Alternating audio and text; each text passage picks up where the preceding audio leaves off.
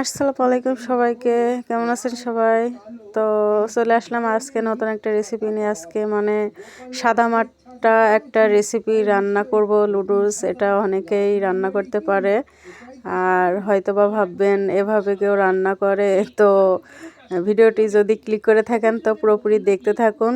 আজকে আমাদের বাসায় একটা সদস্য আছে, তো ও এইভাবেই রান্না করে খায়। তো দেখেন, আমি ফার্স্টে গরম পানির ভিতরে লুডুসগুলো আমি দিয়ে দিয়েছি। আর সেই সদস্যদা কি করে, মানে আমি লুডুসগুলো ঢেলে রেখে দিয়েছি। তো উনি একটু নরম নরম টাইপের লুডুস খেতে পছন্দ করে, তো ওনার জন্য একটু নরম করে রান্না করতে হয়। তো এখানে আমি তেল দিয়ে দিলাম পরিমাণ মতো, আর পেঁয়াজ দিয়ে দিয়েছি এখানে, আর কাঁচামরিচও দিয়েছি। আপনারা ভাববেন যে এ কেমন লুডুস রান্না বলে। তো আমাদের সেই সদস্যটা মানে ডিম ছাড়া লুডুস খাই। তো এটা কোনো কথা বলেন? ডিম ছাড়া লুডুস রান্না করবো আজকে।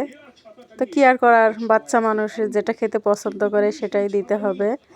তো এই তো আমি পেঁয়াজ মরিচগুলো ভালোভাবে আমি ভেজে নিচ্ছি।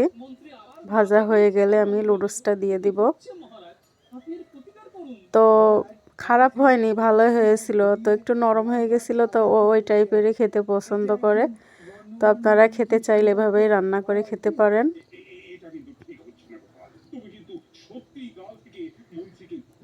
যদি ভিডিওটি ভালো লেগে থাকে লাইক দিবেন, একটা কমেন্ট করতে ভুলবেন না, আর নতুন নতুন ভিডিও পেতে চ্যানেলটাকে সাবস্ক্রাইবার করে দিয়েন। তো এই দেখেন, একটু নরম নরম করে রান্না